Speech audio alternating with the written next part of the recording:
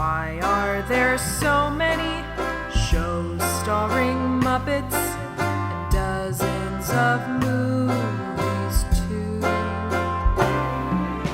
They said they'd watch everyone and they mean it. It's something that they've got to do. So now they've pledged you a lifelong commitment. The Muppets, Matthew and Sam.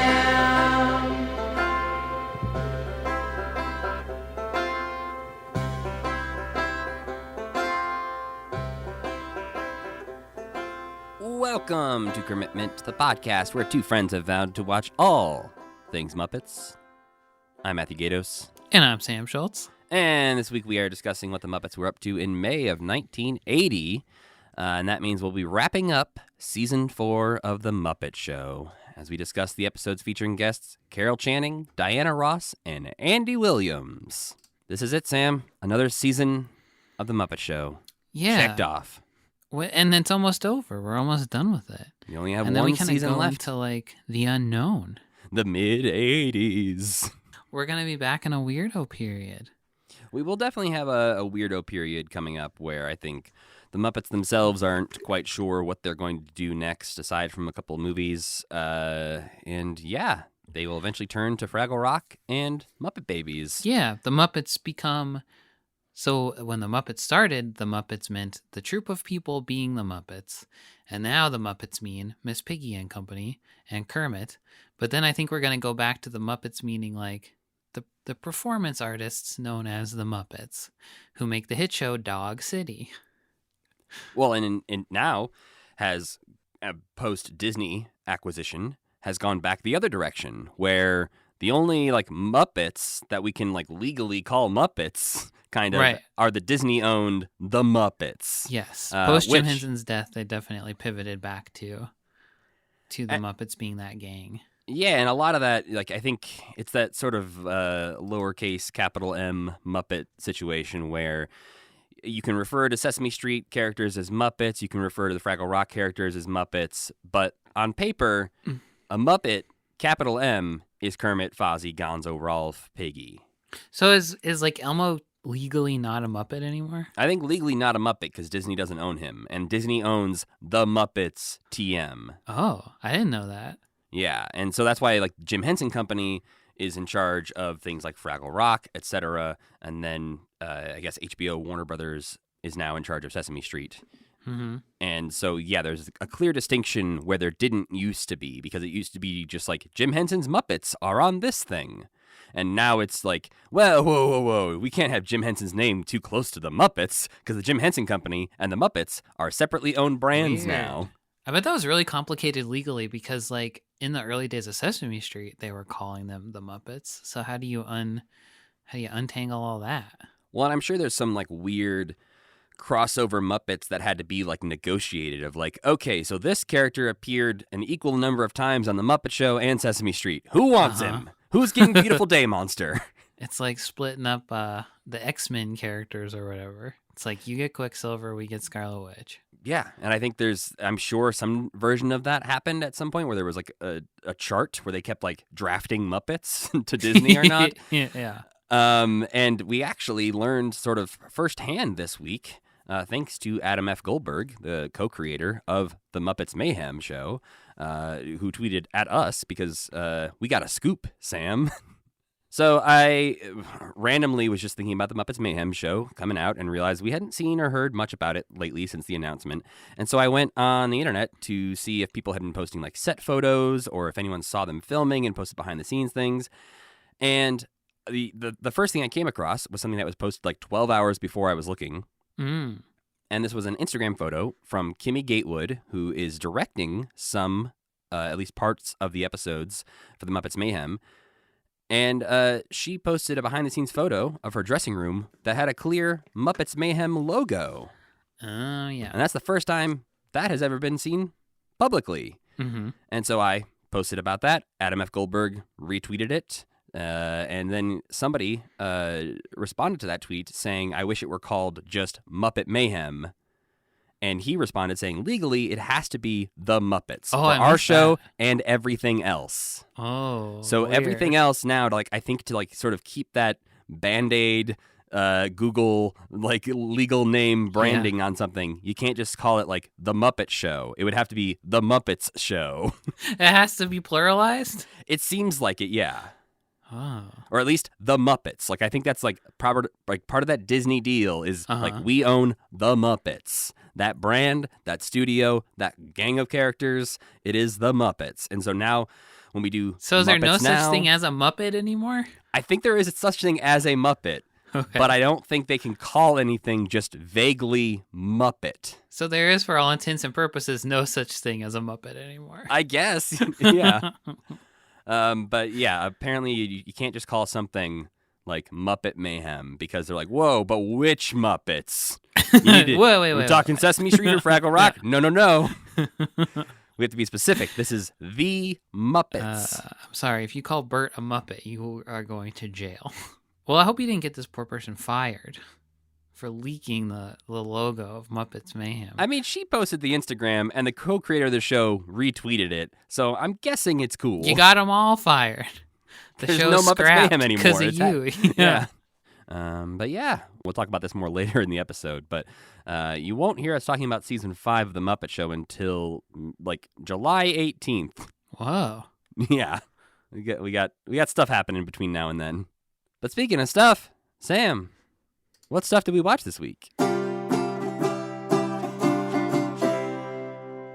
On May 8th, 1980, Broadway legend Carol Channing casts her giant, creepy eyes on The Muppet Show.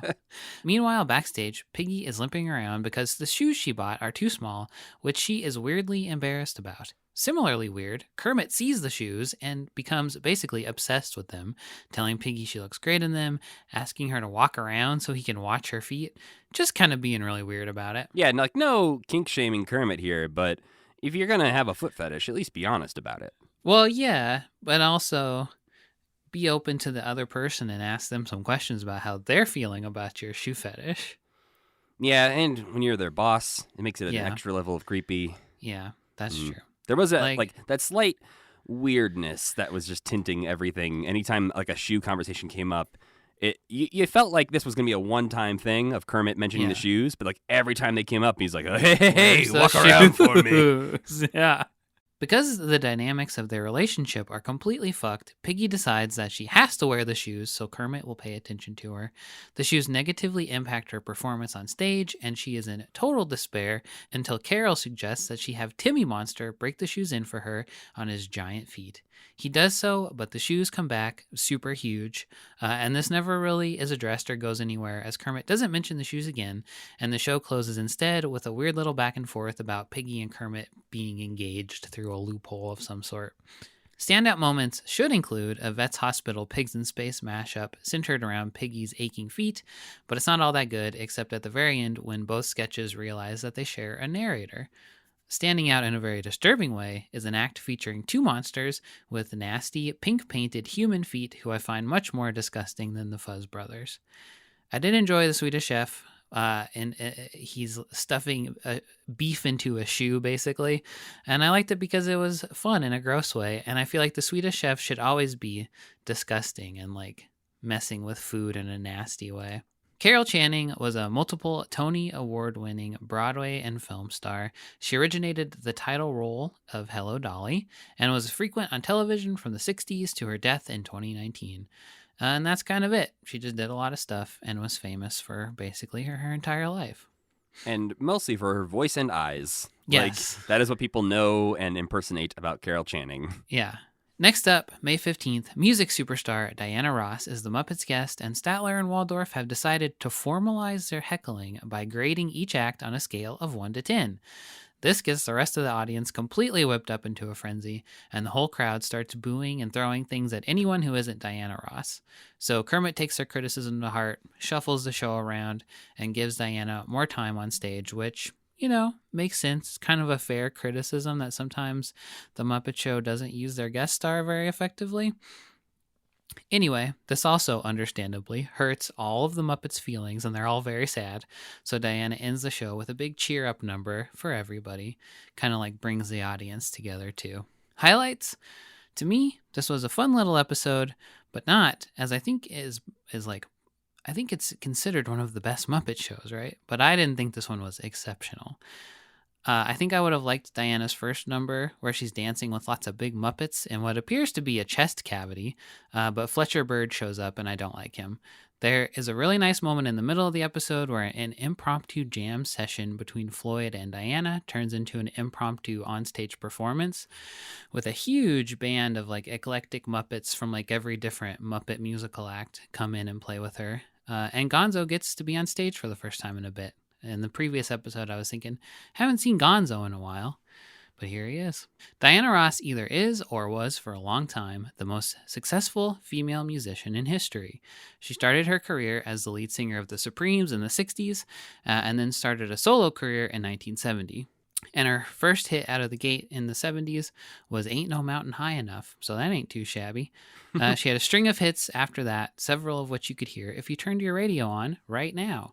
She was also in a few movies, most notably as Dorothy in The Wiz in 1978. This episode aired May 15th, and like less than a week later, she'd release Diana, her most successful album to date. So she was still hot. Well, and she literally, as we record this, last night just performed at the Queen's Jubilee. Oh, yeah, I saw that when I was looking her up. Yeah. She's So not even still British. out there, still super famous. Yeah. And she, doing great. Finally, on May 22nd, old school crooner Andy Williams joins the Muppets, and Piggy has a harebrained scheme. She asks Andy to sing the song Love Story for his opening act in celebration of she and Kermit's engagement. However, she and Kermit are not actually engaged, and I'm not really sure what her plan is, except maybe that Kermit would find the performance so romantic that he'd propose to her? Is that what she was going for? Great question, Sam. She's kind of just trolling Kermit.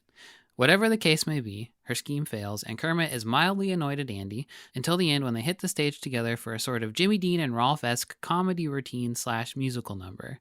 There's also a weird mini plot where there are some Muppet cheeses hanging around backstage, and there's like cutaways where Kermit's like, where are those cheeses? But then the cheeses show up halfway through the episode, and Kermit's like, who are you guys? And he like gets mad at the cheeses, even though he's been looking for them all episode. Well, because they also pull that same joke that we've seen a few times where a group of people shows up to infuriate Kermit with puns. Yeah, I loved it though.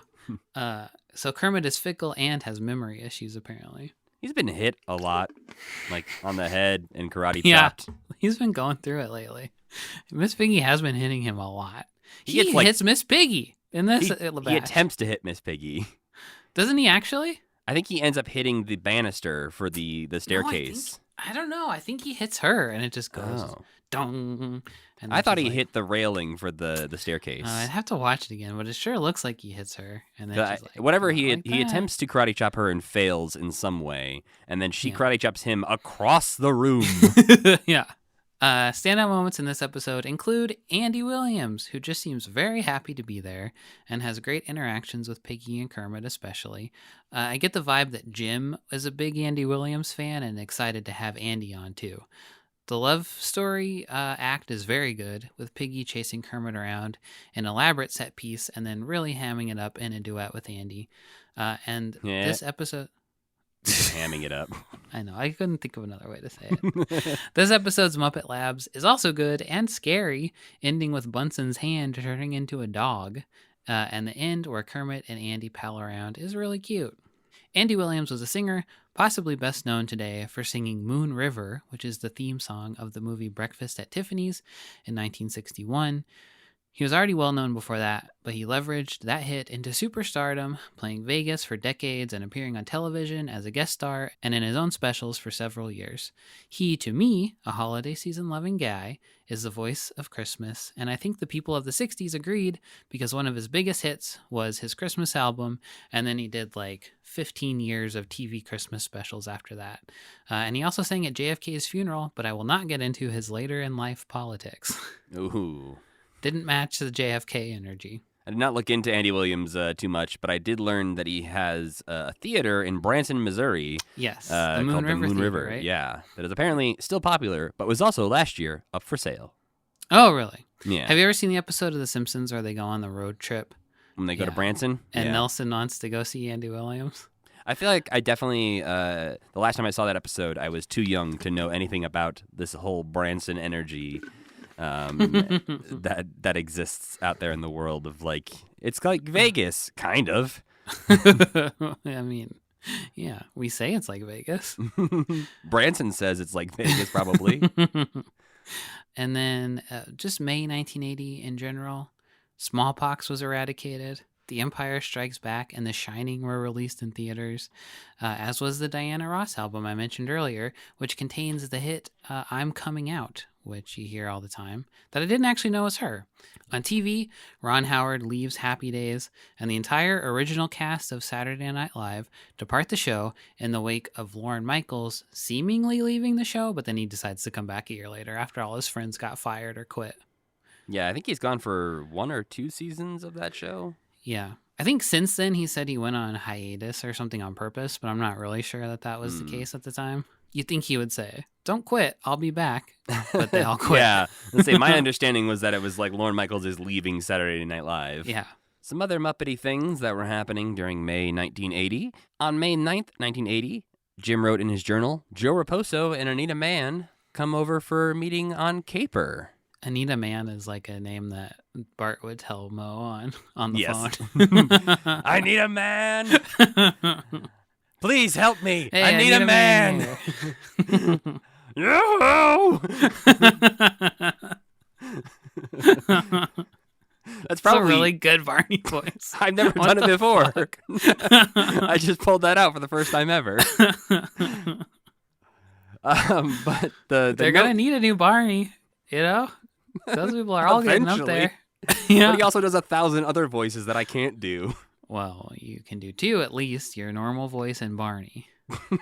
So I just have to make my normal voice a Simpsons character. Yeah. Or this is what Homer sounds like now. Homer's just like, "Hello, I'm Matt." I mean, I'm Homer. Whoops. Doe. Oh.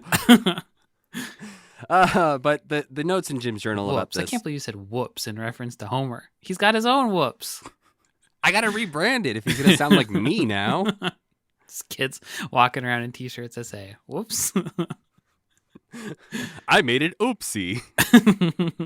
But Joe Raposo and Anita Mann, the reason that they are meeting with Jim to discuss Caper is because Joe Raposo will go on to make the songs for the Great Muppet Caper, and Anita Mann will help with the choreography. Hmm. And Joe, obviously we've talked about before in regards to Sesame Street, but even earlier than that, he first worked with Jim back in 1965 on the unaired Cinderella pilot they made, but then he would also go on to help with the actual Hey Cinderella. He's And like Sesame Street Music Man too, right? yes, he is the one behind many, many, many of the classic Sesame Street songs, like Being Green. And there was a period in the 70s where it seemed like Joe Raposo was hot. People kept mentioning him on like specials and stuff. Well, and like Frank Sinatra and a lot of other people, like famous singers of the era, have recorded songs that he has written. Right. And Anita Mann, the choreographer, it seems like in the Jim's Red Book, they say most likely Anita Mann and Jim met because she was working on the Cher show and would have been choreographer when they did like the Sweetums and Cher number that unfortunately we didn't get to watch. Yeah. But yeah, she would also go on to work on a number of Muppet things, even I think either winning or being nominated for an Emmy for the Muppets Go Hollywood. Oh. Then on May 16th, 1980, Jim wrote in his journal, Dave L. and I fly to Cannes Film Festival, parentheses, private jet, talk Lou into higher budget, party on yacht with Liza Minnelli. Talk who into higher budget? Lou, Lord Lou Oh, Grade. yes, Lou Grade. Yeah. Private jet. Why do you have to add that in? I think he's just like, this is not the lifestyle Jim is like normally living. And so there's a quote in here from David Laser who says, Lord Grade's office chartered a flight to take Jim and me to France. 2 fabulous suites awaited us, a detailed itinerary as well as a major dinner reservation. The following day at the festival was loaded with special events and screenings. Our movies and the Muppet Show were all at the peak of their popularity around the world, and Jim was showered with praise and adoration. The evening ended with a party on a private yacht loaded with stars and movers and shakers. We left the yacht at 1 o'clock in the morning and walked along the dock. 1 o'clock in the morning isn't very late. No. For that kind of party, I feel like. No. Jim was probably like, oh, so tired.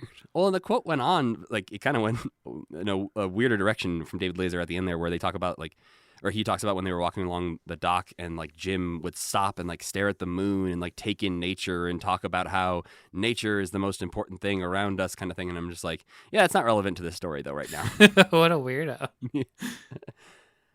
As Sam mentioned, on May 20th, Empire Strikes Back opens in London. And Jim noted that in his journal, saying Empire Strikes Back opens in London. Yoda, a big hit. Great. You got to go support your friend. Mm-hmm. Multiple of his friends. Who else? Wendy Midner, who yes. is the mother of Yoda. Right. Also worked on Dark Crystal and other Muppet productions. But yes, obviously Frank Oz, too. One of Jim's oldest and best friends. Yeah. But we'll talk a lot more about Empire Strikes Back and Yoda next week. And the last couple things happening in May of 1980. On May 24th, 1980, Jim wrote in his journal, fly to Scotland with Jane, Cheryl, John, and Heather for christening of Jocelyn's son, Frederick. Parentheses, private plane. Again? Yeah. Is Jocelyn one of his kids? No, this is a weird roundabout story where for a second I was like, I don't think I need to mention this. But then when I realized what happens with all of this, it's worth mentioning.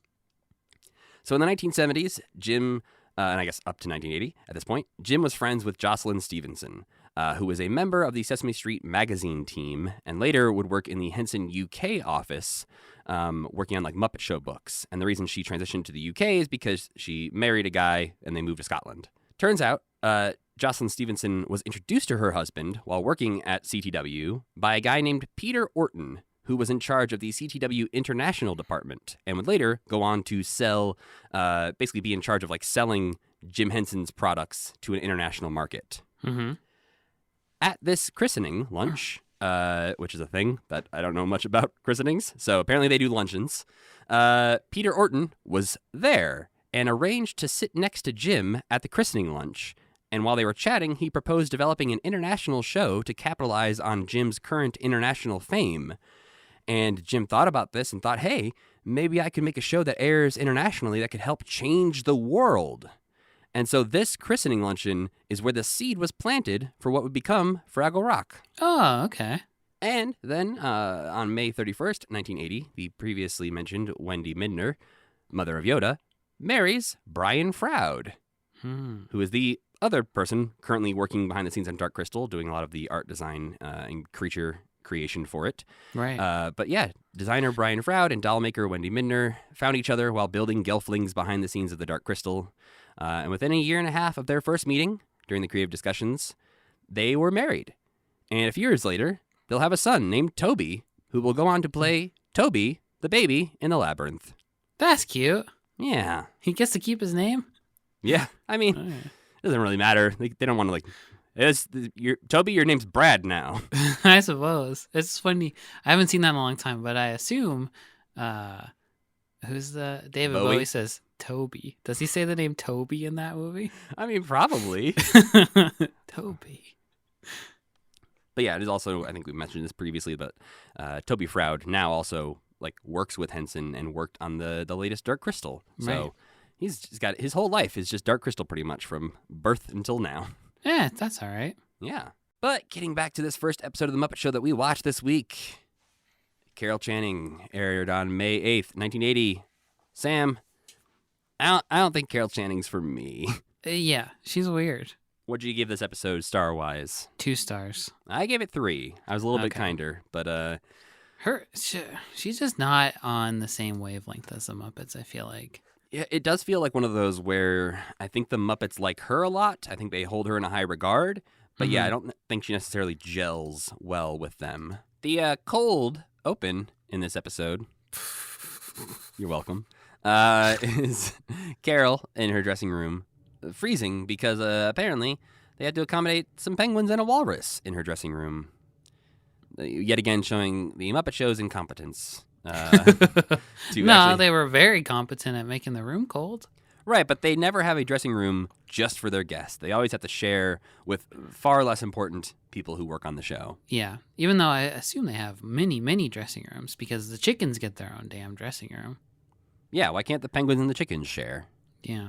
But the actual opening number in this episode is seemingly, I guess, a reference, homage, parody of Carol Channing's appearance. Big eyes, I think. Yeah, they perform the number Jeepers Creepers and I like you very much, and them their eyes. Yeah, and their eyes get bigger and bigger as it goes. Yeah, there's some generic-looking Muppets whose eyes just get bigger and bigger throughout the number, and there's a weird, like, caricature drawing of Carol Channing just hanging up in the background during this performance. I do like that. Yeah, it just felt weird. It felt like this is like her stage show in Vegas or something, not necessarily something that would happen on the Muppet Show. That was probably my favorite part of the episode. Just that caricature was my favorite Just part. that drawing is what got it 2 stars. Yeah. I don't know. I feel like I have to respect Carol Channing for some reason just because I know her name and I don't actually know anything about her. But she just seemed like some random person to me. She is one of those people I know more from people doing impressions of her than I actually know her work. Yeah. Like, I didn't know much about her until you started describing what she had done. And then I ran out of stuff fast because I was like, she was in Hello Dolly. And then she was on a million TV shows. And it's like, okay, great. I guess when you got a big personality. But that's the thing. That was the thing that surprised me. She didn't seem to have any personality. She just had the voice and the eyes. And otherwise, she was just like, hey, what's up? You know? It just sounds weird when she says, hey, what's up? Because she's got a crazy voice. As I said, I don't think she's for me. And I just kind of don't get it, which does sort of make this episode harder to enjoy because I'm not excited every time she's on like the screen again. I wish you were. That would be funny. You're a huge Carol Channing fan. Been waiting for this episode, Sam. This is my favorite one. I feel like I was already like pretty neutral on Carol Channing before this episode, and then now I'm like below neutral on Carol Channing. Like this kind of pushed me down to like, I don't need to like seek out other Carol Channing things. No. Whereas there's some guests on the Muppet Show where we'll get a musician or somebody that like I've heard of but don't really know a lot about, and then afterwards I will go seek out something, or I'll watch a movie with them, or I'll listen to an album or something. But I have no desire to seek out more Carol Channing. Yeah, I had that the most with Roger Miller after his episode. I was like, same. Fuck yeah, Roger Miller rules. Well, and he was also one of those people that like the more I learned about him, the more I was like, oh, I do know this man. I do know a lot of his stuff. I just didn't realize it was him. Right, like King of the Road is one of the most famous songs. Mm-hmm. And something Carol Channing does in this episode right away almost that makes me dislike her quite a bit is this character she has. Oh, no. Called Cecilia Sasson. Yeah. Which is like the opposite of ASMR. Yeah, you're right. She is talking and has like the whistle coming out of her mouth like the gopher from Winnie the Pooh. Yeah. On every line she says, it is a very loud, high-pitched whistle coming out of her mouth. So much so that I like turned it all the way down on my speakers while watching this sketch. But this was also one of her most famous characters. I saw that. So yeah, Kermit gets all dressed up as a reporter and everything to interview her, which he never does. And maybe people in the 80s were like, yeah, Cecilia Sasson. Like your grandma was watching the TV or something and excited. But I think format breaks like this for the Muppet Show are so fun, but this one was just so annoying. Did she have like a whole stage show where she was doing this shit? I have to imagine so. Like, I like basically like a one-woman variety show kind of thing where it's like, bring out the greatest hits. Here comes Celia. Woo! She whistles when she says S's. Woo-hoo! I can't believe My favorite. You did skip something that I liked was the puppetry of Miss Piggy's shoes getting taken off. I thought that was kind of cool. Were you not paying attention to that part? I don't think I was paying attention to why it was cool. There was some magic going on. I don't know, because Hmm. like Scooter's hands didn't have the shoe, and then they did have the shoe. Gotcha. You know? I think that's one of those things where I watched it, saw it happen, and didn't think about the fact that, yes, that is a very complicated thing Yeah. for puppets to do. They And you can't can- actually take off each other's shoes. Nor should they be, really, but, you know. But Yeah, that just- was maybe actually the highlight of the episode for me, was just getting her shoes taken off. I mean, we do get Timmy Monster's name in this episode. That's I think true. Is this the first time he said it? It might be the one and only time that does we Carol ever hear his Channing name. christen him Timmy? I think so, and I think this Hmm. is maybe the only time somebody actually calls him Timmy. So this is one of those again where a Muppet is named something because one time somebody decided, oh shit, we should probably call him something. Timmy? Yeah, sure. Which doesn't always lead to much, but No. forever he will be known as Timmy Monster. Sometimes they're like, we don't have to call him anything, and then his name is just like the Orange Heap forever, you know? Yeah, or Luncheon Counter Monster, Trumpet Girl. It's time, Sam. It's time to discuss Your Feet's Too Big. Yeah. A My number brain, like, rejected the sketch. a number performed by two pinkish orange characters with real painted human feet that seem to be performed like the clodhoppers are, where they're down near like feet level on a blue screen, but instead of having big old shoes and stuff like the clodhoppers do, these human feet are just exposed. Just bare human feet. And I was a little bit, because like their faces don't go up very high because the feet are big. So their faces are like on your knees, I would suppose. So they were like standing maybe on something, and then somebody was between their knees puppeteering. It could be. Yeah, if they're like the clodhoppers, I know like people are basically like reaching down towards their knees to perform the mouth of the clodhopper. Yeah. But Maybe they had their hands upside down because they were awkward too. Like their faces were moving strangely, I thought. yeah, So, like, I don't don't. know. It feels like definitely not the best puppet they've ever come up with. And I understand that this feels like an evolution of the Fuzz Brothers, where it's like, okay, like what part of the human body can we use to make part of Yeah. this puppet? And this was the wrong choice. We've used hands. We've used the bottom of the mouth. We can't use the penis. No, that seems We- like against the rules. So let's skip down a little farther to, I guess, the feet. Yeah, which I mean, just the concept. They could of have the used sketch- butts, like Ace Ventura. but with clothing over it, or just a Yeah. naked butt. Okay, You know, at some point, Jim was like, making his butt talk. if I put eyeballs above My my butt is a bit of a puppet, isn't it? everything's a puppet if you make it talk. Yeah. Frank, look at my armpit. It's a puppet. Jim, not everything's a Muppet.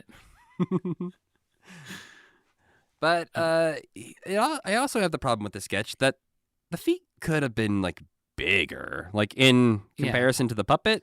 The whole sketch Yeah. is about how this character's feet are way too Yeah. big. She should have had real feet, and he shouldn't have had real feet. Yes. Right? They have the same feet. They both have human feet. And she should have been just a smaller puppet with like the feet just being way out of proportion to the rest of her. But Yeah. I didn't feel like these feet looked noticeably larger than any other puppet feet we've seen. They're just more noticeably visible. And Well, there's a lot of toenails. toe movement happening Yeah. and a lot of flexing of like the toe, like feet muscles that is uncomfortable, but not necessarily selling it as like, whoa, look at those giant feet. They're also singing like a jazz song, but they're in like a royal palace, which was very strange.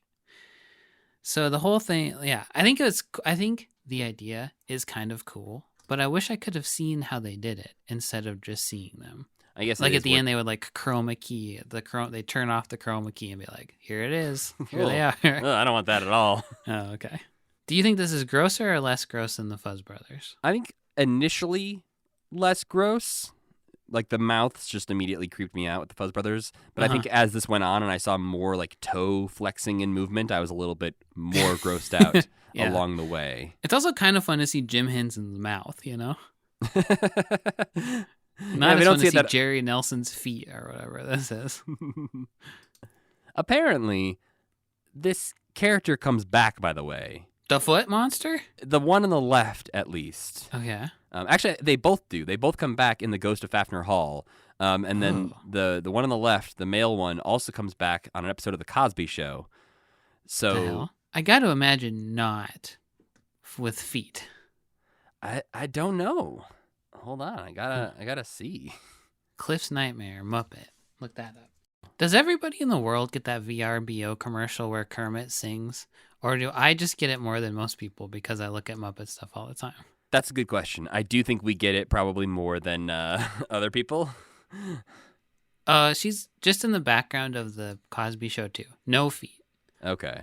Then in the UK spot, we get Beauregard and Floyd hanging out playing a song called Wave to the Penguins, where Beauregard has a big ol' harmonica. Gotta hand it to him. He's pretty good at playing the harmonica. Yeah, that doesn't redeem the rest of him. No, that's true. But then we get the Pigs in Space Veterinarians Hospital crossover event. Because Dr. Bob and Janice have to show up to help Miss Piggy with her shoes. And yeah, this has a few highlights, but I think you're right in that it doesn't really come all together until into what it feels like it should be. They don't veterinarians hospital her. They should put her on the bed. I do like that Link Hogthrob starts to get mad at all the other characters for not following the rules of the sketch. I like that too. Like there's supposed to be this invisible shield up Yeah. in the spaceship that they can make it through, and that's the plot of the Pigs in Space. And all the other characters like Piggy, Rolf, and Janice just walk right through it, and he's like, Yeah. but you're not improving right. You're not doing the rules. I like when Pigs in Space admits that it is a sketch because it's kind of weird. Like Dr. Julius Strangepork, is that his real name? Does he have a real name? I don't know. But then when he that's refers as to it most being as a we've ever sketch, gotten. I guess so. That can't be his real name though. Why? I don't know because that's like a name for a sci-fi doctor guy, you know? Yeah, we have giant monsters named Timmy. I think we can accept Dr. I Julius suppose. Strangeport. Maybe he auditioned for it and he was like, my name is Dr. Julius Strangepork. And they said, you got the part. Yeah, clearly. That's actually the name we gave to the character already. So you're perfect. But yes, the highlight of this really is when the announcer kicks in and Ralph says, we have him at the hospital too. Yeah. I was kind of weirdly excited for that to happen for some reason. Like I knew it was going to, and that they would be like, oh yeah, this guy. There's a few more meta Muppet Show moments in this batch of episodes that I really enjoyed. Yeah, the one you referenced last week where Kermit's going through the list of all of the acts and how much he hates all of them was very good. Yeah. I think I might actually reference that during the live show. Oh, well, excuse me. So I don't think our listeners here. You folks will have to Okay. get on the Patreon. If you want to hear me talk about an upcoming episode of The Muppet Show that we now have watched, go back and watch those Patreon live streams in full. Yeah, multiple times in my notes for this episode, I just have, Kermit really likes those shoes. Yeah, he wants to see the back of them. He wants to know if she can dance in them. He's like mentally preparing an entire episode of The Muppet Show based around these shoes. But then it's annoying that nothing comes of it. That he's not like, oh, your shoes. Like they doesn't even ever see that they're ruined or anything like that. Yeah. It did I make guess- me, this is one of those moments where we get these every so often where you're like, maybe Kermit does like Piggy. Yeah, I think at this point he does, especially in non-Muppet Show things that, like at the Oscars or maybe, and a couple other things. I feel like they have implied that they're actually a couple He's just maybe a little bit more shy about talking about it publicly. at work. You Yeah. can't have a workplace romance, Right. But at night they both go back to the same apartment. You don't think he keeps a separate apartment on Sesame Street? Maybe Piggy doesn't even know about it? Sesame Street is a secret other family. Yeah, he's living that Don Draper life. Kinda. It's like the place he goes and just is stupider. I don't know. That's a bad other life though, because everybody on Sesame Street's so annoying.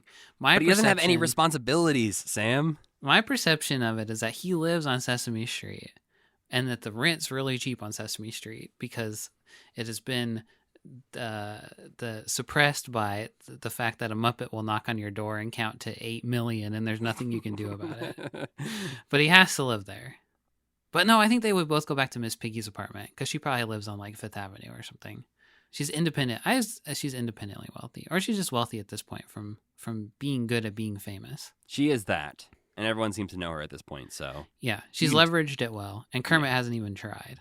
And I mean, Kermit has a bad personality too. she's about to in 1981 put out her book Miss Piggy's Guide to Life. So Yeah. she's got some book royalties coming in too. She got an advance, a Yeah, couple ooh, million yeah. bucks. Yeah, she bought a penthouse. Did not spend it wisely. Yeah, she got to still be on the Muppet Show. And you mentioned earlier there's a pretty good Swedish Chef sketch in this one that there's not much to say about it, but he's No. making a meat loafer. 'Cause I didn't even get that was supposed to be until I read Muppet Wiki. Does he say that? I think he's saying it. He says at least meatloaf. He says meatloaf okay. in the sketch, and he's Okay. shoving meat into a loafer. I guess I didn't So- think of it being a loafer. That was my disconnect there. Mm. I think Swedish Chef should always be doing nasty things. And he's not often doing nasty things. No, he's either like murderous is the most often what we see. I think that's okay. I think that counts as nasty. Mm. I like this stuff when he's doing something that is just like incomprehensible. Uh-huh. It's just I like that too. Like when why he do you had the think this big is the blob right thing of to do? bread dough that was going crazy. That was Yeah. really good. And when you're like, oh, they're going to get that Muppet so messy. I like that. And to close out this episode, we get an old friend coming back to visit Sam. It's Featherstone. Yeah, I wonder what possessed them to bust out Featherstone. I mean, they had like a royal palace setting, essentially. And I feel like, you got like two royal characters. You got Featherstone and you got King Rufus. So True, but it would have been it would have been much easier to just put a pig in that role, you know? that's true. Maybe they needed somebody tall. I did notice Yeah. in this sketch, which is something we don't see a lot, there's a staircase in the middle of this puppet stage. So like she walks down these stairs from one level to the next. And thinking about the fact of, okay, you have to have puppeteers like on separate tiers underneath and behind all of that to make it look convincing. Uh-huh. And so maybe they just were like, okay, we can only put like a full body person up on the top tier. So that way we don't, because we can't get any puppeteers up that high with like a Yeah. big puppet. But overall, this sketch kind of made me retroactively be like, oh, Carol Channing wasn't trying at all in this episode. I just feel like she's so flat. I feel like in by association, Miss Piggy comes off flat Yeah. in this sketch as well. Like they're both kind of like, it feels like a high school play energy where you can see Mhm. the actors thinking of their next move every time they're like, aha, it's time for me to go do the joke now. Yeah. And I didn't even get what they were doing. Like the first time that they both put on more diamonds, I like didn't even perceive It is that they were extremely doing. subtle that the gist of this is that they are jealous of each other's diamond collection that they are wearing, Right. and so they each disappear and try to come back with a more impressive diamond. But it's Yeah. extremely subtle the first like one or two times they do it. And Piggy's like is matching Carol Channing's energy for sure. Yeah, but yeah, Piggy does end up with the crown jewels, just the queen's crown. So clearly she wins. And Yeah. there's all three of these episodes have a connection to the current real life thing that's happening this Whoa. weekend. You're Because right. Andy Williams sings a song about the Jubilee, Yeah.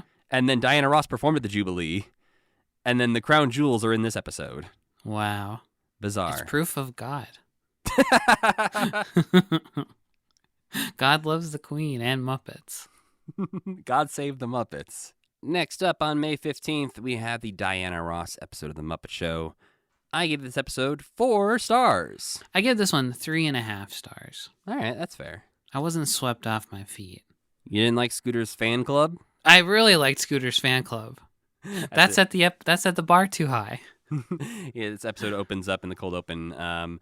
Scooter brings Diana Ross a fan club, which is just a giant club with tiny little fans spinning around on it, which Yeah. seems like quite a dangerous weapon. I guess, yeah. Chop you up. But the only thing I could think was they had fans that tiny in 1980. Seems like advanced technology to me. They hadn't shrunken down fans yet. Because it's like those little fans you can buy at like Disney World where you're like spritzing yourself, Yeah, you know? which feel somewhat new. I think they only had ceiling fans in 1980. Maybe they invented tiny fans for this episode of For the this, Muppet Show. yeah. Jim Henson has the patent for small fans. Yeah, he became a billionaire off of tiny fans. That's why Disney really bought the Muppets, is so that they could get the tiny fan technology. And now they own those, and now they can sell them at the parks. Exactly. The theme song features a couple appearances by a snake puppet in this one. Yeah, too many, I would say. You're not a fan of the snake puppet? He doesn't show up anywhere else. No, it does seem like they're setting up like a theme for the episode. And then lizards are very prominent in the first act. And then there's a part where they're hissing at Miss Piggy, but it's not a snake. And I kept being like, here comes the snake again, but it wasn't the snake. And it's also weird that in the first episode we watched, Zoot is playing his saxophone, and then kind of a snake comes out of it. And then in this one, a snake just likes what he's doing on the saxophone. And then a snake comes out of Gonzo's trumpet. I think they made a snake puppet, and they tried to use it as much as they could because they couldn't think of good snake sketches. Of anything to do with it. Yeah. And then, we find out Statler and Waldorf are much like us, Sam, and that they are going to start scoring these episodes. Oh, yeah. Why haven't they done a Muppet review podcast with Statler and Waldorf? That would be amazing. I want a Statler and Waldorf podcast, although it'd be pretty predictable every time. It's just them talking shit about it. Yeah, I suppose so, but I don't that's know what if you we can do, maintain isn't that. it? I think you could. But you couldn't say mean things about the guest stars, because that would just be too rude for an official product. But, And they usually like the guest star a little bit. yeah, that's true. They usually only like the guest star. But sometimes they hate the guest star, I guess. Yeah. Yeah. You'd have to like have the written approval of that guest star to be like, hey, we're making a podcast. Can Statler and Waldorf make fun of you? Or their estate, more likely, for many of these guest stars. Yeah, those ones you can probably just avoid discussing. I don't think you can slander a dead person, though. So, Like legally? Yeah. So actually you can say whatever you want about them. Well, I think we're in the clear then, as far as a lot of the things we've said on this podcast. I'm thinking back. I think Frank Oz could have a case against us, probably.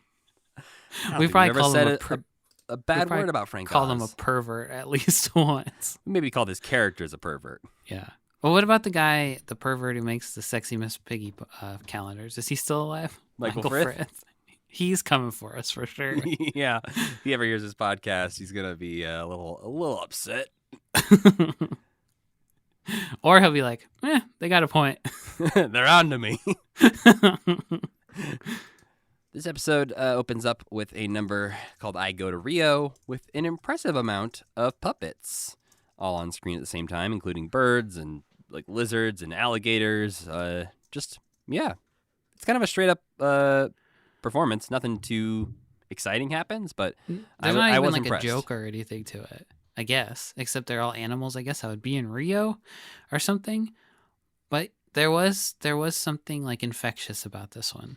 I love that sea monster kind of guy too, with like the knobby skin. Yeah. No, I think there's some good, interesting looking puppets in that sketch, but it doesn't really go anywhere. There's not like a joke. It feels like something they would have like given to the pigs previously.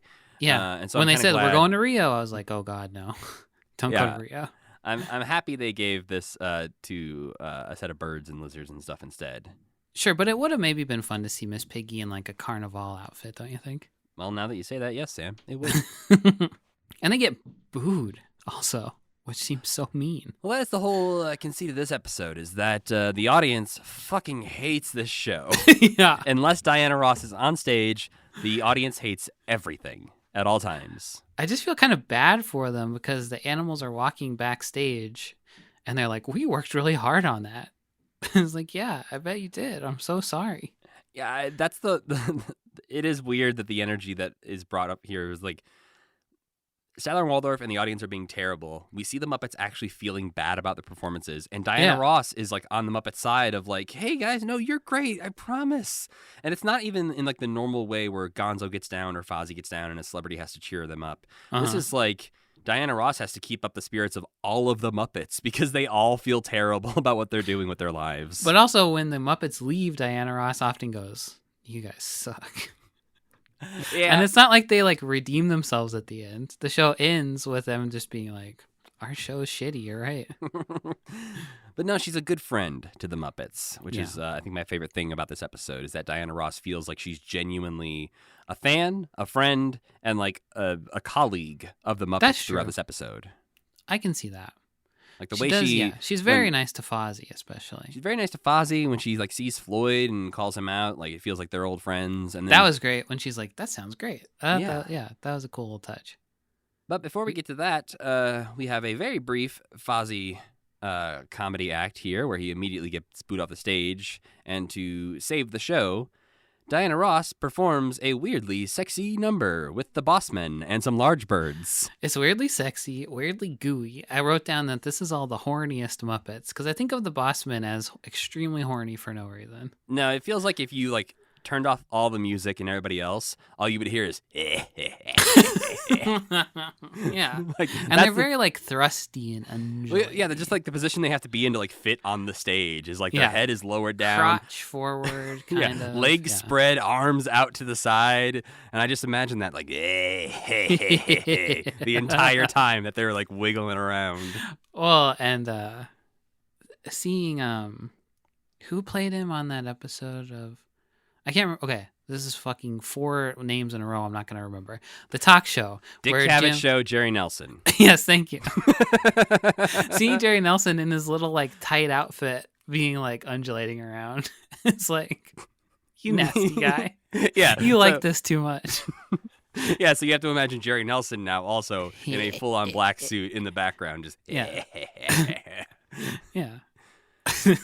And I was also like decoding the entire time where she was. Was she in a heart chest cavity? There's like veins coming down from the ceiling and a big heart in the background, and everything's very gooey looking. It does sort of seem like a chest cavity. Like she's performing the song Love Hangover, and there are just sort of like big stalagmite type things looking drippy and gooey around, while a bunch of birds and bossmen just hang out inside this chest cavity. Yeah, maybe that's what's inside of every Muppet. Oh, this is like These are what their cells look like. they're inside of Fozzie right now. Yeah. They shrunk down Magic School Bus style, and they're inside of Fozzie's chest cavity. Yeah. But this is cool. And it also made me wonder if this is kind of what Nancy Sinatra's show looked like. Yeah, because I believe the Bossmen and these large birds were maybe all made for the Nancy Sinatra show originally. Yeah, definitely the Bossman. I'm not as sure about the birds, but yeah. But we do get one of your least favorite characters, but one of my favorite characters, impressively flies in to this sketch, which is Fletcher Bird. Still don't like him. You don't like him, which is... I almost like his socks, but I don't quite like his socks. He's got very good socks. I think his socks are a little different this time, but regardless, I like that bird. Well, you can't wear the same pair of socks every day. But then we have another unsuccessful non-Diana Ross sketch after this. Very unsuccessful. It ends in multiple fatalities. Yeah, the Gills brothers are back, who we've been sort of 50-50 on. The first time we didn't like them, second time we liked them more. Here they are singing a song called Antichovy. And, of course, because this is the idea behind this whole episode, they get mercilessly booed to death. They allude to the fact that the audience ate them. They come back stage and they are skeletons. Is this the last time we ever see them? Are they canonically dead? No, they're in season 5. So they regrow their skin. That happens to fish. If you leave their skeleton intact and peel off all their flesh, eventually it'll grow back. Oh, I didn't know that. Yeah.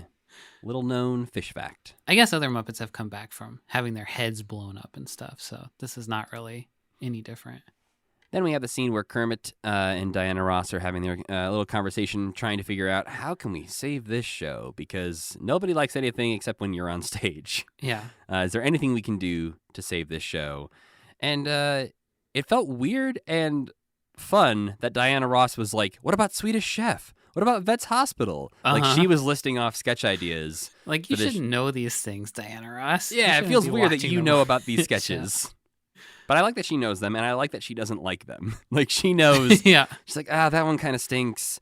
And finally they decide to go with Pigs in Space, and that's when Kermit leaves the room, and she's like, Pigs in Space is terrible. It's not her so much that doesn't like them. Kermit talks himself out of all of them. You know? He hates them, too. Yeah, and they both acknowledge that the show is crummy. Like, yeah, the baseline is that the show sucks. Yeah, there's no getting above the show sucking. They're just trying to mitigate the sucking as much as possible.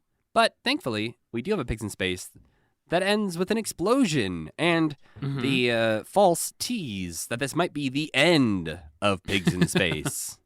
But yeah, it's fine. Not a particularly good or bad one. No, I'm always happy to see an explosion on the Muppets. They don't do them quite as much. as No, we used I was to. thinking also we haven't seen Crazy Harry for a long time. No, he's just lurking in the background somewhere. He's up to something not good. He's planning an ultimate explosion at some point. He's just like, my time is gonna come. Have you ever seen the last episode of Twin Peaks, like the original run of Twin Peaks? I have not. Is there a giant explosion? At the end of the last episode, a building with like all of the main characters in it explodes, and then it didn't get renewed for another season. So that's how the Muppet Show is going to end. The Muppet Theater will just explode. Yeah, I think the next time we will see Crazy Harry is in the Melissa Manchester episode in season 5, where he'll make an appearance right at the beginning of that episode. And then I think he makes a brief appearance in one more episode of the Muppet Show. So we're only going to see him twice more on the Muppet Show. Not a particularly well-rounded character, so I suppose maybe. Yeah, but he sticks around. He's still, he's still in stuff up till today. So people have like fond memories of him, but he will not be featured nearly as much in season 5 as he was back in like season 1 and 2. But this next thing was one of your favorite things we've ever seen, huh? This feels like an evolution of the Muppets to me. Okay. We have a UK spot where Beaker comes out to sing Feelings, which of course he sings in his Beaker tone of just me. I can't do a Beaker impression. No, that was too beautiful. Thank you. But of course, the audience doesn't like this either because Diana Ross is not involved. Beaker's friend Animal is there to try and help him out. He yells at the audience to quiet down and even joins in the singing at one point. So we get a really chaotic final verse of Animal singing off tempo and Beaker miming along with the song.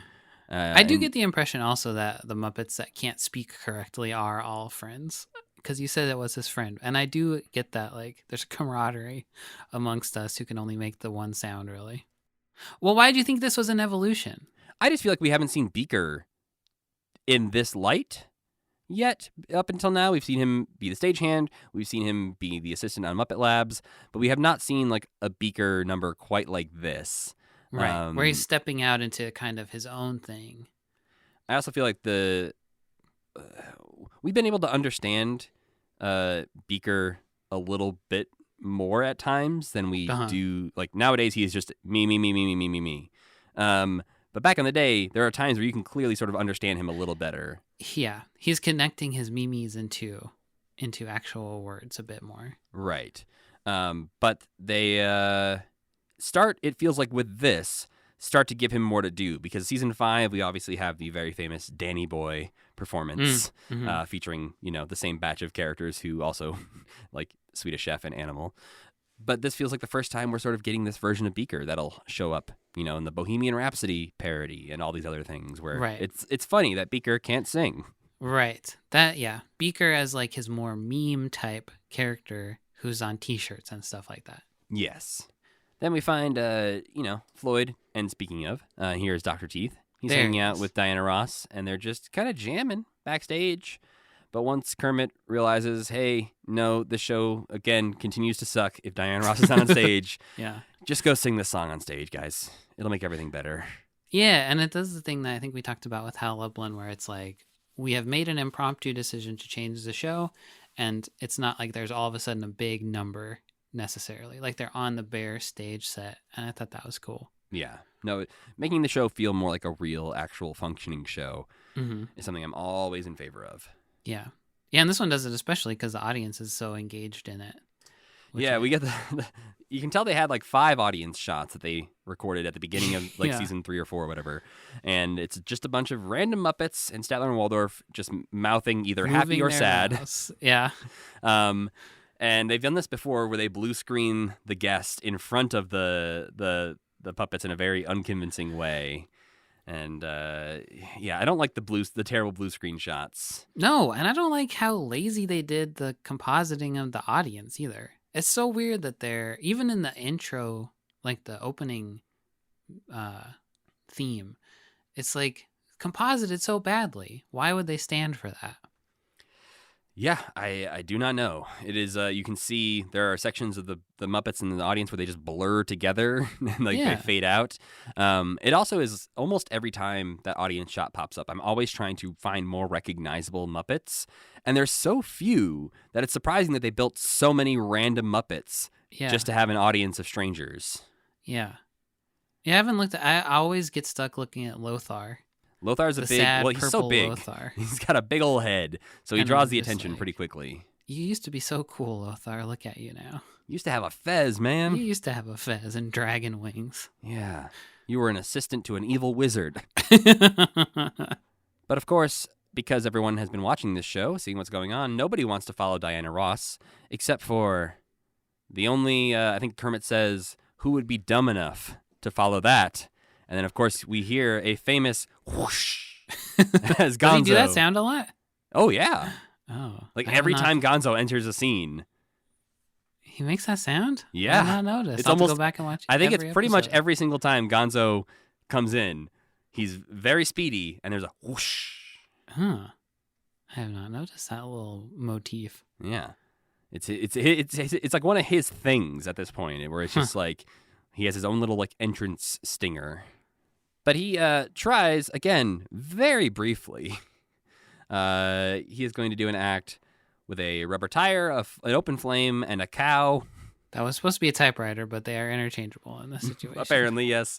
But yes, this one gets a review of -6 from Waldorf. And he gets hit by vegetables, which I thought he'd be like, this was exactly the outcome I was hoping for. But instead, he is badly damaged. Well, he has tomato burns and cabbage cuts, Sam. You can't recover from that very quickly. No.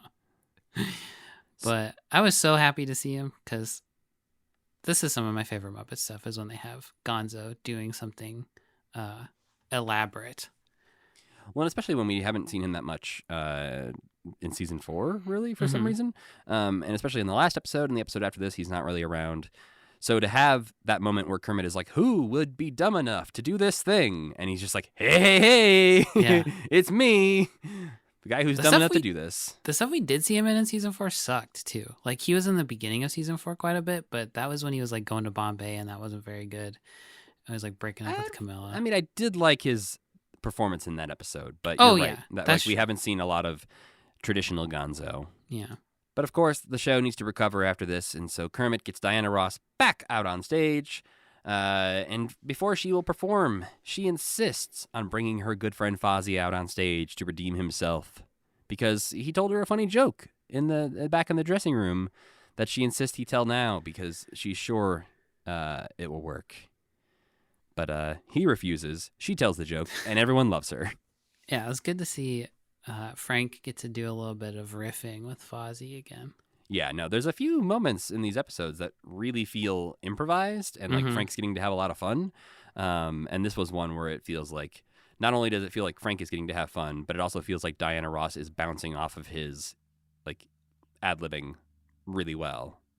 But this final number is Reach Out and Touch.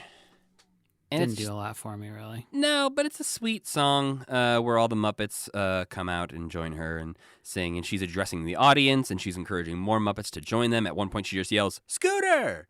Yeah, she looks like she's holding his little hand in the picture on Muppet Wiki. Mm-hmm. Maybe she's a big Scooter fan. Looks like she's almost pulling his arm out of his socket in that picture on Muppet Wiki. They don't have sockets. Mm.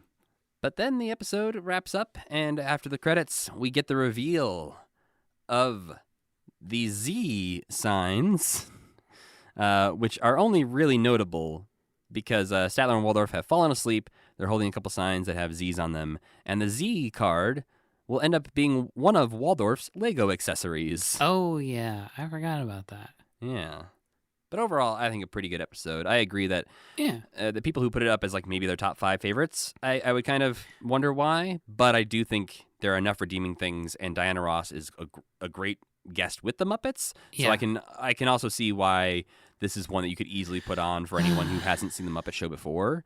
And this it would be plot's pretty good. fun, too. The rating thing. I don't know. Maybe I was too harsh on this one. I It think the just only was thing like- that would be like confusing maybe to a newbie to the Muppet Show would possibly be the weirdly sexy birds and boss men. Like that musical number, they might be like, huh, what's this I mean, show? that was confusing to me, and I've seen every episode. And then to wrap up season 4 of The Muppet Show, we have the Andy Williams episode, which aired on May 22nd, 1980 in New York. I gave this episode 4 stars, I Sam. give this one a big 5 stars. Hot damn. I loved this one. I just really like Andy Williams as one part of it, but That's so interesting to me. I thought he was very good with the Muppets. I think just he's pretty seemed good. So happy to be there. I thought, But every time he has to deliver a punchline, he turns into a Bond villain. he makes the worst laugh too. He like looks straight into the camera and he's like, "You've of course heard of toadstools." And I'm just like, is he supposed to be threatening? I don't think so. He wasn't. He was just trying his best. Okay.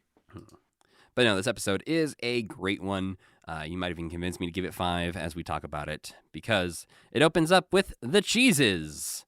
And these cheeses are going to hang out throughout the episode to varying degrees of quality, but they do lead to us finally revealing the name of Rizzo the Rat. I was so mad that he didn't get a line.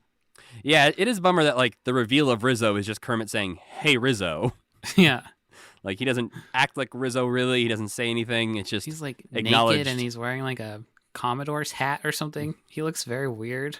Yeah, we don't like get a full Rizzo for a while. Rizzo will stick around. He is our Muppet of the Week, so we'll talk more about him. But this is the very first named mention of Rizzo the Rat. But this episode opens up with a rarity, a Fozzie musical number.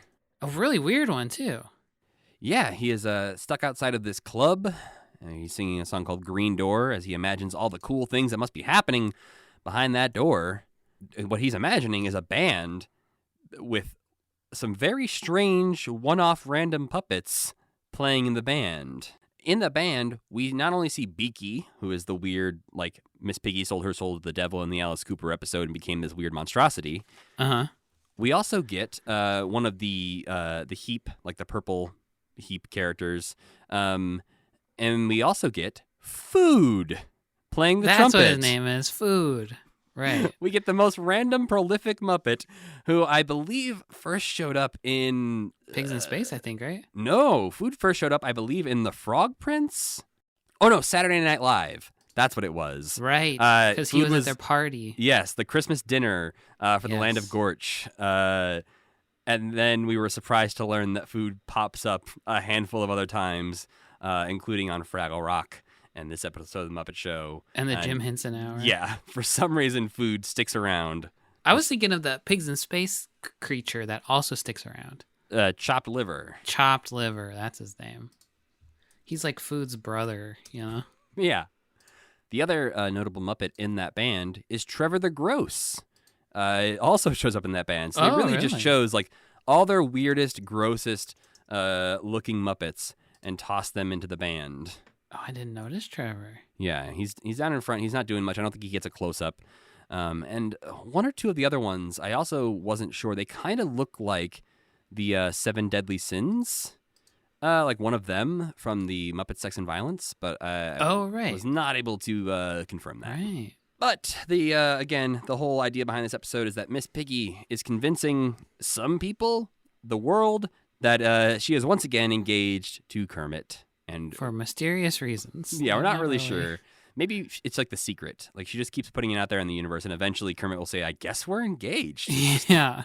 She manifested it. Did I propose to you? I Maybe must I have. did. You have a ring that you stole a couple episodes ago. So yeah, she does convince Andy Williams to perform themes from Love Story instead of Moon River. And so we do get the Where Do I Begin theme from Love Story performance from Andy Williams, where, again, we have an impressive set. There's a few hearts hanging out in the background that open up, and then Kermit and Piggy are revealed to be behind either the same heart, different hearts. They're running around chasing each other. And I'm just thinking about Jim and Frank behind that stage set having to go up and down a bunch of stairs during Miss their Piggy's like number. upside down sometimes, and they have it like timed out, so...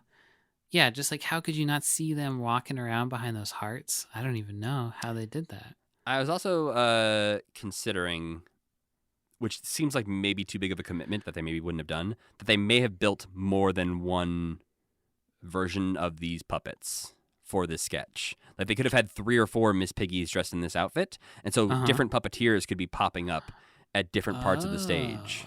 I feel like there wasn't a time when it didn't look like Frank was being Piggy. No, and I think there's like I would find it very surprising if they did make 4 Miss Piggies in the same costume. Like, that seems like something they don't normally go through that effort. But who knows? Maybe. We'll never know, probably. At first, it seems like it's going to be a skit like the magic one from the episode with the magician, where Kermit's like disappearing. Right. But it just was, I loved when Piggy started to like pipe in and be like, where are ya? And then comes out at the end and goes, la, la, la, la, la. Yeah, she ends up just singing along with Andy Williams, which was a nice And the way he twist. pulls Kermit in at the end by his little arm.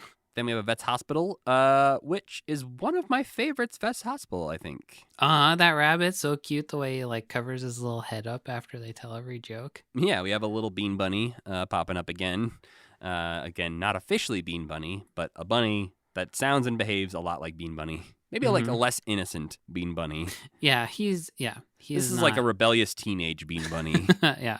But It was one of my favorite too. All the jokes were very funny, and it just like it was pretty long, but it kept up its momentum throughout.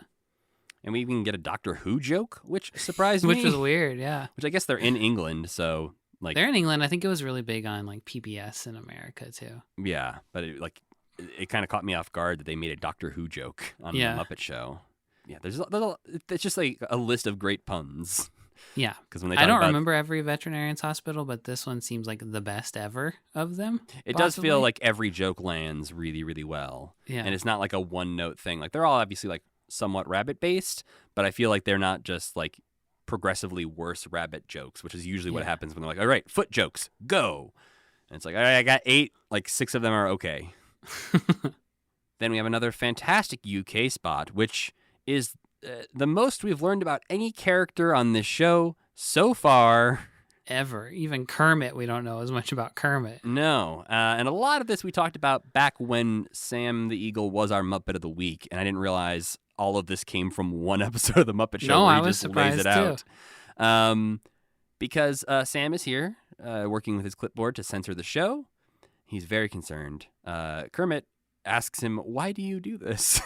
And he says, someone has to do it. Kermit's very concerned too. He seems worried about Sam.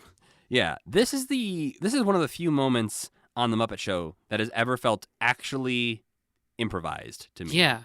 This feels in a weird way that they've never even done anything close to this before. Yeah, this is a very different energy. This feels like a talk show energy. This feels like just the Muppet movie test footage improv, where it just feels like Jim and Frank had to fill a couple minutes, and this is what they chose to do. And because Kermit's energy is much more loose, and the way he's talking is different, and Frank is clearly making up some of these answers on the fly. And like they had a little bit of a script because like Kermit starts to ask him another question, but Frank's like, I'm not done yet. Excuse me. No, there's like those outline points. It's kind of like when they make Curb Your Enthusiasm, where they're like, all right, the scene is about this. We need to get from A to B, and you can do whatever you want between those. Right. But yeah, this is the one where Sam reveals that he has a family. He is married. He says his wife and he are separated. She flew the coop. And this was around the moment where I'm like, this is definitely all just coming from Frank's brain right now. Yeah. What are we supposed to get from this? What is why are they doing this? I don't really know. I think it's just one of those things that it feels like they thought of a fun idea, throw Jim and Frank out there and see what happens, and they got this. Yeah. This is even like the first time we learned that Sam has a job on the show, I feel like. Like he is officially censoring the show. Yeah, but again, we don't know that he's actually getting anything done. Or he has any power, I suppose. Right. But he does vow at the end. He says, as long as Sam the Eagle is here, I shall protect you in the name of decent family entertainment. Is it supposed to be like his family life sucks? So it's like... I think it's more of like divorced dad energy. I need something to keep me busy. This is what I have decided to throw myself into. Yeah, I think in retrospect, some of my favorite backstage plots have revolved around Sam trying to be like fancy or make the show classy. Just wish we saw more of him. I love him. Yeah, it definitely feels like, they lean in these days to which ones are the more popular with the general public type of Muppets. Like Miss Piggy gets a lot more stories and screen time. Kermit obviously has to be involved with everything. But it's a shame that we don't see like the Gonzos and the Sams being featured quite as much anymore. Yeah, and, it's also and Rolf fun is to see- barely there. Rolf gets a pass though because I feel like he has a respectable, like an air of respectability, and all the other Muppets are just like, we don't do any hijinks around Rolf. He's too old for this shit. But I like Kermit being the straight man to somebody too, or not the straight man. Yeah, I like Kermit getting to be the slightly goofier one, I suppose, almost. Like, Kermit is so uptight, but compared to Sam, he is not uptight. And it's just fun to see Kermit not be, like, the stiff. But speaking of stiff, specifically in the facial region, we get a few Andy Williams puppets showing up here. Cadaverous creatures. We've seen this before where the Muppets make a Muppet version of a celebrity, most similarly to this in the Paul Williams episode where some Paul Williams Muppets come out and sing with him. That man's much more Muppety looking than Andy Williams, though. Yeah, this one's like they tried to make Andy Williams' face out of foam. But they, we get Andy Williams looking back on his days of barbershop quartetting, which who knows if that's a real story. It feels like a thing they decided to add in. I think it is. But then 3 slightly different looking Andy Williamses show up. It seems like maybe they gave 3 different puppet designers the job of making an Andy Williams puppet. I was picturing one person doing it and like carving, like cut here, then go down, cut here, like doing it very like matter of factly and being like, this is all gonna look perfect, and then stepping back at the end and being like, oh fuck. Yeah, it's like when you draw half a face and you have to draw the other half of the face and you're like, I forgot how to draw ears and eyes. Because like some of these Andy Williams are a bit like thinner in the face, some are a bit more round or flat face. Their hair's not even all done the same. Yeah, and I feel like they also kept the best looking one closest to the camera most of the time. They were like, okay, focus on this one if you can. We have an interesting Muppet Labs in this episode where Beaker is not the one really being harmed. I thought for sure he was going to go through that machine. I thought he'd turn into a dog, which would Yeah. have been cute instead of really scary. Yeah, Bunsen introduces this Muppet Labs with an interesting thesis statement that often you might get the wrong pet because we have some people who are cat people and some people who are dog people, and sometimes you might get gifted the wrong one. What, you just randomly, like the government sends you a dog or cat? So with this machine, which I'm starting to realize, they have this machine that looks like a TSA X-ray machine, and they use it for many a couple other times, yeah. Which is fine. It works and lets you have secret puppets hiding in there. But he's about to send Gaffer the cat, who is kind of less Gaffer-ish. They haven't lost the eyeball yet. Yeah, no Band-Aid on the tail and no eye patch, which I thought like maybe this is what created Gaffer. Maybe this is a horrible accident that created Gaffer. But no, it's just a cat with some like impressive puppetry, because this is like the only puppet on the show that has blinking eyelids, pretty much. Yeah, I don't know why they went to so much trouble to make it look like a real cat. But the cat comes out as a cute little puppy dog on one side, and then when it goes through, it becomes a giant man-eating tiger who is trying to devour Beaker, and so they try to shove the tiger back through, and in the process, Bunsen's hand slips into the machine right after he says anything that goes through this machine becomes a puppy. And of course, his puppet hand becomes a hand puppet in a weird body horror kind of moment. Gave me the creeps, yeah. Yeah, because it was like, I think it looks like his hand has just become like a hand puppet, but it's also alive and barking and a living barking dog. There's not like an undo button on that machine. I don't think he's just gonna have to chop it off. He seems to be like slowly comprehending what has happened to him. But that was my favorite Veterinarian's Hospital. I think this is my favorite Muppets Lab. Yeah, I could see that. I think it's really good, and I think it ends with like such a bizarre ending that it would, if this was the only Muppet Labs anyone would ever see, I think it sets them up for what to expect from these things. Yeah. I feel the early days of Muppet Labs were pretty good too, like the Gorilla Detector and the Nose Warmer. They kind of fell off after like the first season though. Once they moved into that new lab with the windows in the background. It's like they got a grant and got to go to a college or something, you know? I have been thinking about whenever they show the sketch they have at the very beginning, like the clock on the wall is like freaking out and just like ticking in time to the music. And I have to imagine there's just somebody up there standing on a ladder behind the wall, just like, all right, left, right. Yeah. And the episode wraps up with Andy Williams and Kermit singing a medley of songs, Two of a Kind, How About You, Give Me the Simple Life, and I Love a Piano. And there is something very Jimmy Dean and Rolf-ish about it, like you mentioned earlier. It's a very sweet conversation they're having. At one point, even Kermit makes fun of Andy Williams a little bit, saying he doesn't like his jacket. And Andy Williams seems like he's okay with it, and he's going to move on to the next song. And he's like, wait a minute. What don't you like on my jacket? Is it the lapels, the shoulders? What is it? Tell me. That was like the most Jimmy Deanish part, I thought. Just like couldn't let it go, and then bring it on home with a big song. The difference is, if Rolf had made fun of Jimmy Dean's jacket, Jimmy Dean would have lost his shit and started laughing hysterically. He's like, You're growing off script, buddy. And some great stool technology going on here, too. Yeah, it's much like we see at the end of the Muppet movie. Kermit is just sitting on a stool, singing here. And yeah, this is the old trick where this stool is a 3-legged stool, and there's a mirror running down the middle of it to make it look like it's a full 4-legged stool. And Jim is just crouched down, hiding behind that mirror, performing Kermit. And his little legs are kicking around. He must just have like little things he can squeeze that make his legs go donk, donk. Is that what is going on there? I don't know, but it does seem like it must be something somewhat simple, because I don't think you can fit 2 people behind that stool. No. Oh, it's a weird sketch for them, but I think it really works. It's like a combo talk spot and act. Yeah, it definitely had talk spot energy, which is something that we unfortunately do not see very much these days. And also, featuring Kermit just kind of getting to be old school Kermit a little bit. Yeah. Like talk show Kermit, like this Kermit who has been famous for a long time, as opposed to just like the annoying boss on this show. Yeah. It is always funny when there's like a 60s famous person and Jim is like, I also was a 60s famous person. Did Remember you know? me? Yeah. But yeah, I do think it's a great episode. I do think I just reacted a little bit not as strongly to Andy Williams as you did. I don't love Andy Williams' whole thing, but I think he works pretty well, and they gave him some great material to work with.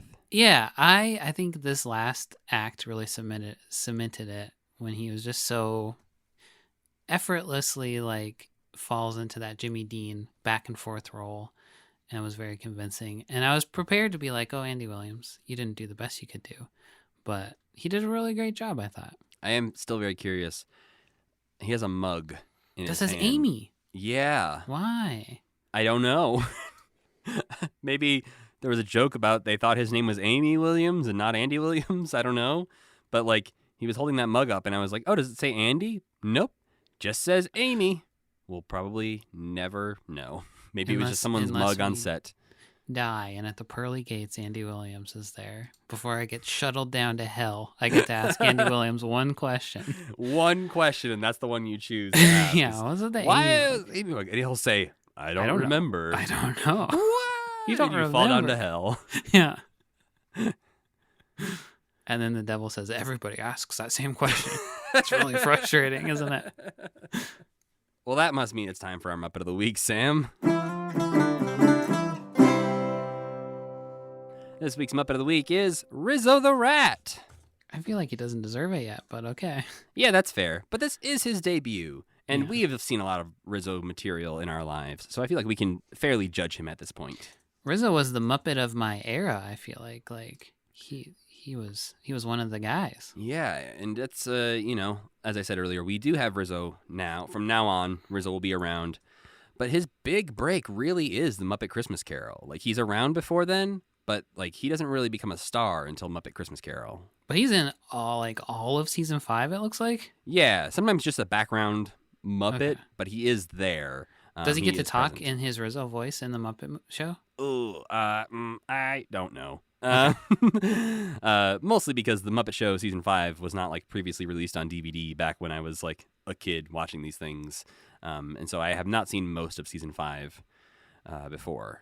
But Rizzo is the small, often conniving leader of the Muppet Rats, who the last we really saw of him in our timeline, he was pretty good friends with Gonzo and Pepe. It's sort of one of his defining traits these days. Yeah. He was created by Steve Whitmire after Steve Whitmire had a fascination with a bunch of the old rat puppets that were made from water bottles that Don Celine made for the Muppet Musicians of Bremen. But apparently, Steve Whitmire also is the one who ended up making more costumes for Rizzo. That's really cute. Because in the Muppet Show fan club newsletter, which is something that we have copies of now, thanks to one of our listeners. Thank you, Karen. In that newsletter, he says it is Rizzo's greatest ambition to wear a different costume every time he appears in a shot. Aw. Yeah. I don't think that ends up happening. But I think in the Muppet Show, he has been dressed different every time. he But was they're not Super like Rat. they're not like extravagant costumes. Sometimes he's just naked with a hat, which does seem like you shouldn't be naked, Rizzo. Put a shirt on at least. But Rizzo does make his debut here in the 4th season of The Muppet Show, and his first named appearance is in the Andy Williams episode. Though he is not quite the personality we come to love, at this point he's just a rat with big bug eyes mugging to the camera a lot. He will be, again, as we said, in almost every 5th season episode. And his performer, from day one, is and has been Steve Whitmire. To the point where there's not even a Rizzo anymore, really. Yeah, the only Rizzos we have seen since 2017 have been occasional non-speaking cameos, which is quite the bummer because, as Sam alluded to, he was sort of the Muppet of our era growing up. Like, him and Gonzo as a duo, but just specifically Rizzo, stand out as, like, a major Muppet that is, like... A Gonzo without Rizzo, to me, is unheard of, basically. And now he's been mostly replaced by Pepe. Yeah, and Pepe's fine, but it's really the three of them who are the crew. Yeah, their little writing team that they have on the Muppets ABC sitcom is a top-notch trio. And you can't just have... Pepe is such a stinker. You can't just have Pepe. I mean, Rizzo is but Rizzo's always kind of like, I don't know, maybe we shouldn't do that. And then Gonzo's always like, let's do it. It's going to blow us up. And then Pepe's like, let's do it. We might make money. But Rizzo's the one who's like, I don't want to get blown up and I don't need a lot of money. So maybe we shouldn't do that. I don't know. He's pretty sneaky at times where he's trying to trick people into, or he's like, somebody, I think Scooter, his car gets scratched or something like that in the ABC series because Rizzo takes it out for a drive. And he's like, yeah, here's the business card of my uncle. Tell him Don sent you. He's like, what? He's like, oh, wait, no, it's the wrong uncle. Here's this one. This one's a lawyer or whatever. And it's like, you got some shady dealings going on there, Rizzo.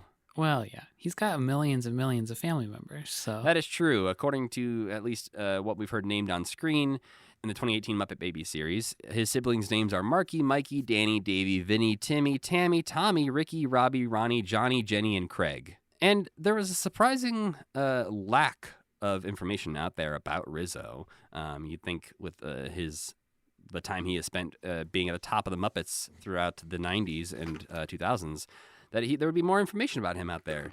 Maybe he have a scene with Kermit where he spills the guts about his entire family life like Sam the Eagle has. But no, that's about all we really know about Rizzo the Rat, outside of the fact that he owns a pizzeria in Walt Disney World. I was going to say, I feel like a lot of our background information might come from the fact that there's a pizzeria in Disney World of him. Yeah, it's so from like the press release here, it says the classic family pizzeria owned by Rizzo will open in Muppets Courtyard at Disney's Hollywood Studios on November 18th, 2016. Really opened up in the era of some dark days in America. There's quite the shadow looming over the opening of Pizza Rizzo.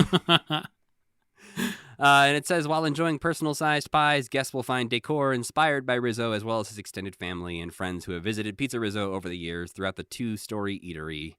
Be sure to head upstairs to Rizzo's Deluxe Supreme Banquet Hall, where there's a wedding reception already in progress. And you said disparaging things about the pizza. The pizza is very much like cafeteria, microwaved kind of pizza. It is not like a good pizza place. It is definitely more of an experience to go there and see it as opposed to actually eat the food. Yeah, because it's not like extravagantly themed, but there is a lot of great little Muppet nods everywhere. Yeah, there's the little bulletin board where they reference that the banquet hall had previously been used for Pa Otter's memorial service. His funeral, yeah, his memorial service. Yeah, and there's like a bulletin board there of like, here, call this number to babysit New Zealand's fish or whatever like that. Yeah. And so, yeah, it's some great, what are those called? Sketches on the wall of Yeah, caricatures like of the Muppets. Sardi's in New Yeah. York kind of thing, where there's like caricatures of the Muppets. So yeah, very good theming, very mediocre pizza. It was opened up while the Muppets Courtyard was a thing for about a year and a half at It's still Disney a thing. World.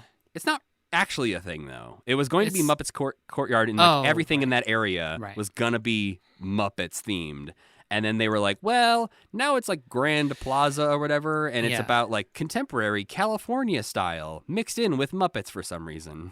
Yeah, it's everything is Muppet themed, but it's the extent of there's a sign that says this is Gonzo's bathroom, and not any more than that. Yeah, and it doesn't extend No. as far as they originally were picturing it. There are There's some like two buildings. fantastic concept drawings for what Muppets Courtyard could have been. But that was also, originally they were planning on having like other Muppet rides and everything. So there was going to be like a whole Muppet land as part of They were Hollywood going to do a great Studios. movie ride, but the Muppets were there, right? Yeah. Well, my goal for this podcast is that me and you will podcast from Muppet Courtyard in- Ooh. at a table in front of Pizza I Rizzo. feel like we're going to have to do that secretly. What? I Yeah, don't think maybe. Disney's going to be on board with us You doing that. can. We could record on our phones. We'll figure it out. Yeah. But last couple things here about Rizzo. He is named after Ratso Rizzo, which is Dustin Hoffman's character from Midnight Cowboy. Apparently, Frank Oz was just like, hey, yeah, we should call him that. And my last little fun fact, which I tried to deep dive and get more info on this morning and just have not yet received a sufficient answer, is what is on the back of Rizzo's jacket, Sam? Oh, no. On this image, and this is apparently prominent enough that it shows up in multiple places, and at one point, after those Muppet photo puppet replicas were coming out, they were going to make a Rizzo one at some point, and this was the jacket he was going to be wearing in that replica. So this is like Rizzo's jacket. And for those What that the don't know, heck? if you look up a picture of it, on the back is a picture of a rat in a life preserver that says Rat Panic, like Titanic. Oh, okay. Yeah, that's the only thing I can pull is that it's a Titanic parody reference thing. But I don't know why this the hell? exists. I don't know why you would put it on a jacket. I don't know if it's supposed to be a band called Rat Panic. I don't know what this is referencing. I put this out on Twitter saying, does anyone know anything about this? Muppet Wiki retweeted it, which is always a bad sign because if they don't know, probably nobody knows. Weird. And yeah, other people are also curious, but nobody seems to know the answer. Ryan Rowe of Tough Pigs said that he doesn't know anything about Rat Panic, but on Muppets Tonight, the back of his jacket has a logo from the Ratty Duke Show, which is What a the spoof hell? on the Patty Duke Show. So apparently he has more than one jacket, but this Rat Panic one was introduced at some point, and I don't know when, don't know where. We'll have to keep an eye out and see when this starts to show up. Kind of badass. It's like the first time I've ever wanted a tattoo. It is a weird one. I don't. I even slid into those DMs and DM Steve Whitmire to see if we can eventually get an answer about this. I don't know that I'll ever hear back about that, but Because he could have been the one who designed that. or at least he would have to know if he was involved in designing costumes for Rizzo, and at some point Rizzo got a jacket that says Rat Panic on it. I have to imagine Steve Whitmire would know the answer to why that happened. Yeah.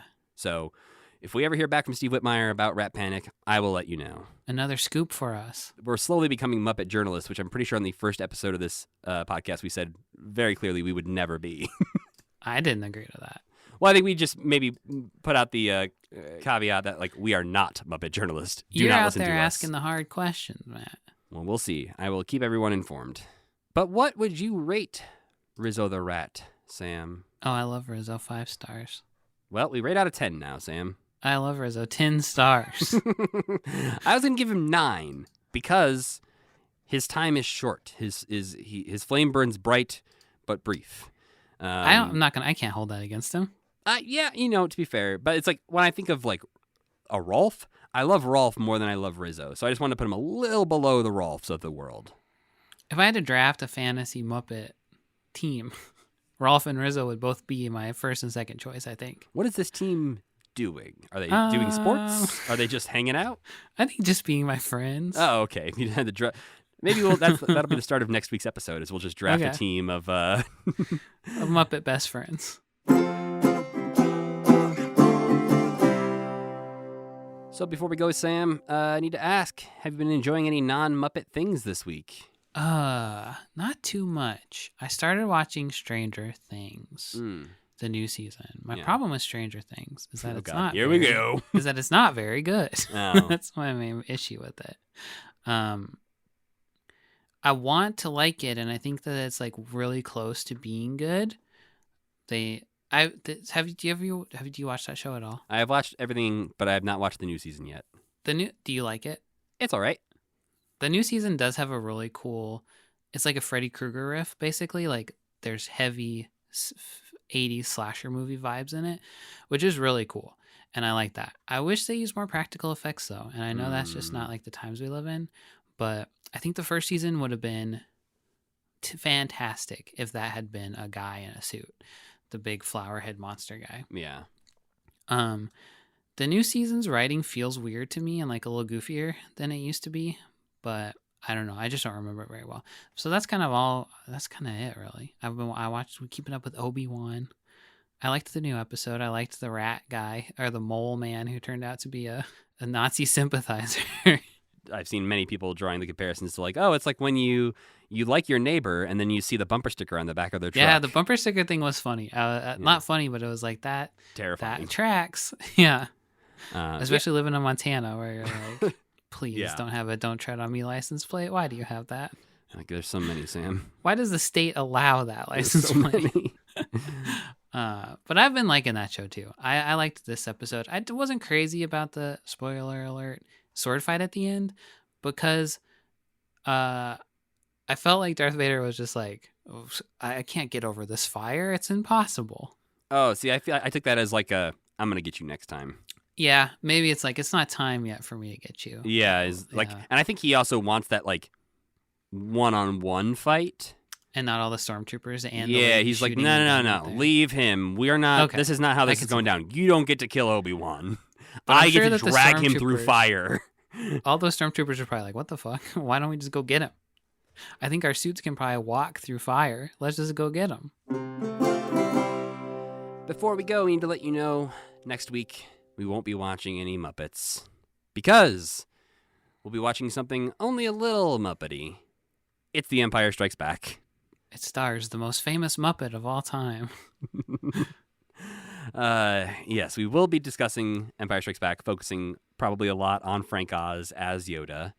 And yeah, because Empire Strikes Back came out during this time period, and because it does feature, obviously, a Muppet performer, it felt like it made sense. And because they had a marketing blitz with Sesame Street and the Muppet Show. Yeah, it felt like it made sense to talk about as a Muppet-adjacent property. So, yeah, we'll be watching that and discussing Empire Strikes Back next week.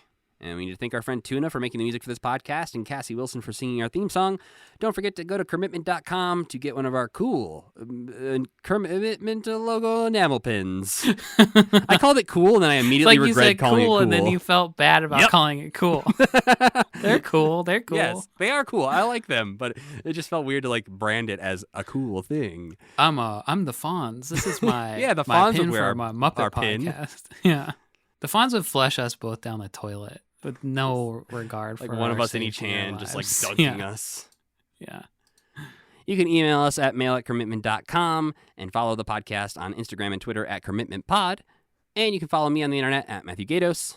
And I'm Sam Schultz. And as always, keep believing. Keep pretending.